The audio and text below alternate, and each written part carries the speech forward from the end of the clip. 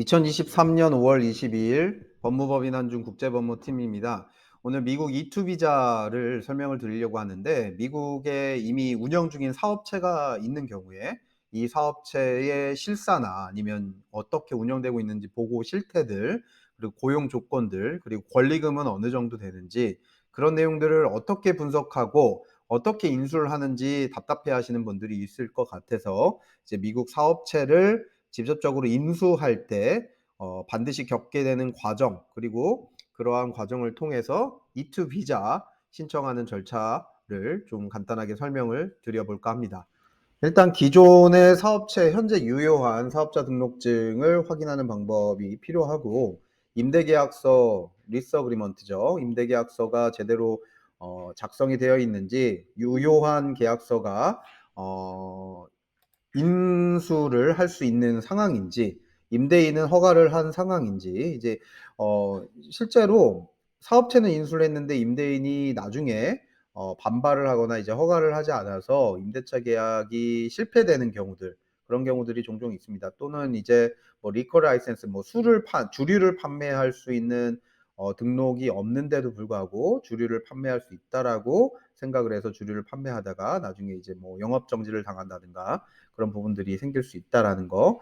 그리고 사업체 재고, 인벤토리죠. 인벤토리나 이제 장비들, 뭐 테이블이라든가 뭐 조명이라든가 장식구들, 이런 이퀴먼트 같은 내용들을 확인을 하셔야 되고요. 직접 실제로 가서 체크를 하시는 방법들을 이제 실사라고 하는데, 그렇게 실사를 통해서 재고나 이제 고정자산 리스트들을 작성을 해서 우리가 이제 적정한 권리금을 가지고 인수를 하는 것이 맞는지 확인할 필요가 있습니다. 그리고 사업체 세금 보고 자료 검토를 통해서 영업이익이라든가 실제 지출 같은 내용들을 확인을 하는데, 보통 이러한 내용들을 변호사나 이제 회계사를 통해서 검토를 하기도 합니다.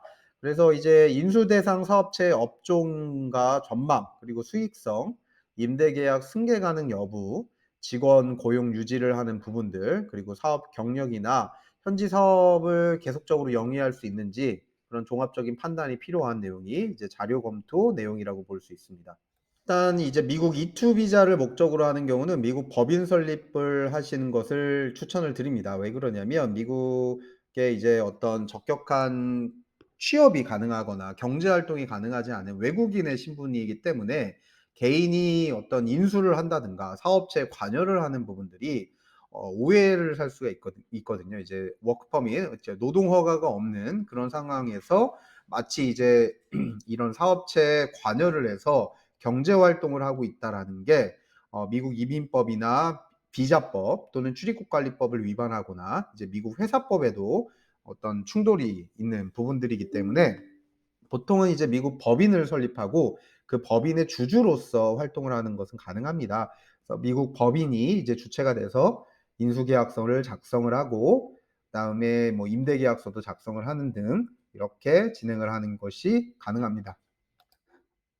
그다음은 이제 인수계약서를 작성하는 건데, 퍼체이즈 어그리먼트나 뭐 세일즈 어그리먼트 또는 이제 주식을 인수하는 경우는 스탁 퍼체이즈 어그리먼트, 뭐 이런 식으로 계약서의 어떤 이름이 정해지겠죠. 그래서 계약서에 따라서 계약금, 중도금, 잔금을 송금하는 일정들을 만들어 놓고, 이제 법인 계좌를 오픈을 하고 그다음에 계약금을 송금하는 그러한 내용들을 협상을 하게 됩니다. 그래서 미국 법인 설립할 때는 이제 법인의 이름이나 주소지, 그다음에 주주를 어떤 사람으로 할지, 이사진은 어떻게 할지, 임원진은 어떻게 구성을 할지, 이러한 어떤 이제 샘플들이 있습니다. 이렇게 샘플들을 통해서 추가할지 수정을 할지, 어떤 것들, 어떤 내용은 불필요하니까 빼달라, 그런 내용들을 좀 상의를 하는 것이 이제 저희 국제법무팀의 어떤 이제 적극적인 자문 내용이라고 볼 수 있습니다. 그래서 그런 미국 법인을 설립하고 인수계약서를 작성하는 이런 과정들에 철저하게 이제 적극적으로 좀 관여를 원하시면 상담을 오셔서 자세하게 좀 논의를 해 보시면 좋을 것 같습니다. 다음은 이제 네 번째 EIN 발급하고 다섯 번째 사업자 등록증을 신청하는데, 뭐 인수계약서는 사실 이제 순서가 뭐 세 번째에 배치를 하긴 했지만, 사실 인수계약서는 이 다음에 진행을 하셔도 무방하시죠. 그러니까 법인부터 설립을 해 놓고 인수는 나중에 진행을 하셔도 무방하다는 말씀입니다. 아마도 이제 실제로 진행하시는 분들은 이러한 순서가 뭐 어떤 식으로 이제 꼭 중요하지 않다라는 거는 아실 거예요. 이제 하지만 EIN을 발급하고 사업자 등록증을 신청하는 이러한 정도의 어떤 시간 순서는 좀 참고를 하시는 게 좋을 것 같고요. EIN이라고 하는 거는 이제 우리나라 사업자 등록증 같은 이제 세금을 신고하기 위해서 꼭 필요한 번호입니다. 임플로이어가 이제 고용주를 인식하는 그런 번호라는 뜻이라는 EIN이라고 쓰고요. 미국 법인 이사진의 소셜 번호, 이제 사회보장 번호죠. 사회보장 번호가 필요한 경우들이 있고, 그렇지 않은 경우는 뭐 신청하는 방법들이 있긴 합니다. 그래서 그런 부분들 자세한 내용들도 이제 상담을 이제 신청을 하시면 저희가 이제 설명을 잘 드릴 수 있을 것 같고요. 다섯 번째는 사업자 등록증, 비즈니스 라이센스인데, 결국 이제 연방, 주, 그다음에 그 소속되어 있는 주소에 시에서도 이제 비즈니스 라이센스가 필요한 경우 또는 퍼밋이 필요한 경우들이 있습니다. 그래서 그런 부분들도 이제 지역이나 이제 어떤 업무를 하는지에 따라서 다르니까 참고하셔서 논의를 하시면 좋을 것 같습니다. 자, 다음은 비즈니스 어카운트죠. 비즈니스 뱅크 어카운트를 개설하는 거, 은행 계좌. 사업자 은행 계좌를 개설하는 방법들은 이제 정관, 아리클 오브 인코퍼레이션 또는 EIN, 사업자 등록증 이런 자료들을 지참을 해야 됩니다.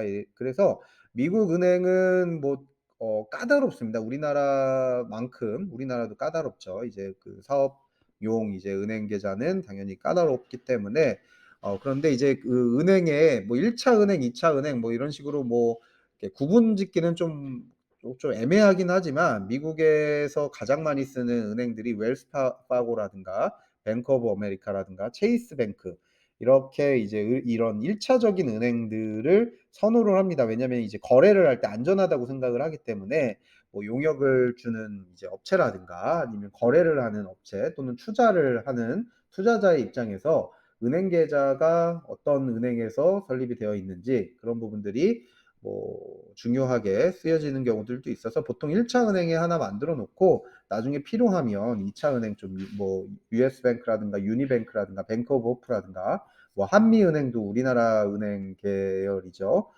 등등 이제 은행들이 굉장히 많습니다, 미국에. 그래서 그렇게 이제 은행 계좌를 개설하는 그런 내용들도 설명을 들으시면 좋을 것 같고요.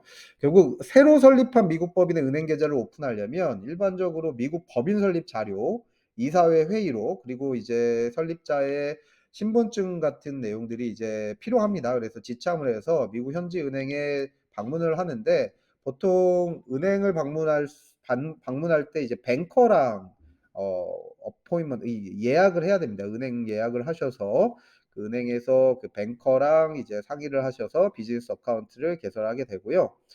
어 CFO라든가 세크리터리라고 하는 자격으로 미국 은행에 방문하는 것이 필요합니다. 그래서 그냥 무작정 뭐 아무런 그 권리도 없는데 그런 법인 자료만 가져간다고 무조건 만들어 주는 건 아니다라는 거. 그래서 어떤 내용들이 필요하고 어떤 권한들이 필요한지는 좀 자세하게 그 서류를 검토를 해 보시고 가시는 게 좋습니다. 그래서 이미 법인을 설립하신 그런 사람들의 경우도 미국 은행 계좌를 설립하려면 어떻게 해야 되는지 은행마다 조금씩 절차는 다르거든요. 그래서 저희 현준국제법무팀에서는 뱅크 오브 아메리카 기준, 웰스파고 기준, 체이스 뱅크 기준, 체이스 뱅크를 제일 많이 씁니다. 제일 빠르고 온라인 뱅킹이라든가 그다음에 뭐 모바일 뱅킹 같은 제도가 잘 되어 있기도 하고 여러 가지 이제 네, 이렇게 미국 법인 은행 계좌를 오픈을 하면 한국에서 미국 법인 은행 계좌로 자본금을 송금하고 인수대금, 뭐 사업체 인수대금 같은 그 자본금을 지불할 수 있도록 이제 준비를 해야 되기 때문에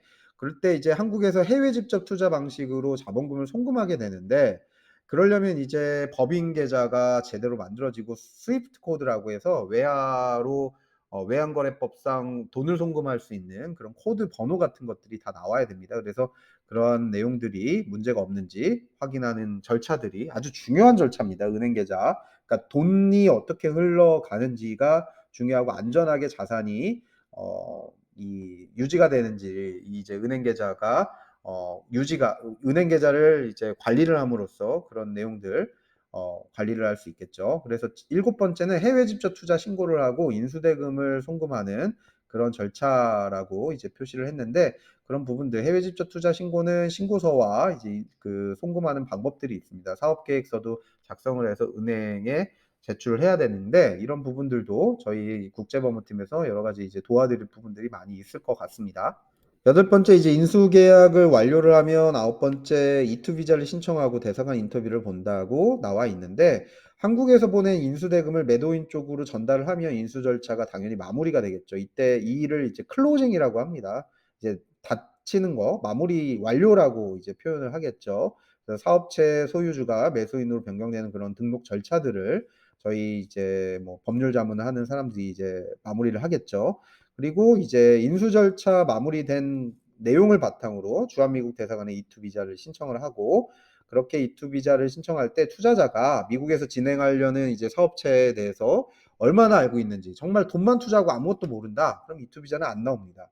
그래서 예를 들어서 이제 미국의 사업체 투자를 결정했다면 사업체를 어떻게 알게 됐는지 그리고 어떤 자금 출처를 가지고 이제 그 사업체를 인수하게 됐는지 매도인이랑은 어떻게 미팅을 해서 협상을 했는지 가격은 어떻게 정했는지 사업체를 살펴보았는지 실제로 이제 실사를 통해서 재고라든가 이제 그 장비 같은 것들을 꼼꼼하게 체크를 했는지 수익성이 나는 그런 내용인지 고용 창출은 계속 이루어지고 있는지 뭐 미국의 뭐 경기에 어떤 경제 활동에 도움이 되고 있는지 그런 부분들을 종합적으로 판단해서 영사가 이제 E2 비자를 승인을 해주는 그런 절차입니다. 그래서 이러한 뭐 서류 접수라든가 이런 절차들을 통해서 E2 비자 발급되는데 보통은 뭐 2달에서 3달 정도는 이제 좋게 걸립니다. 왜냐하면 인터뷰 E2 비자를 신청하면 검토하는 시간만 보통은 6주, 4주에서 6주 전 정도 이제 소요가 되기 때문에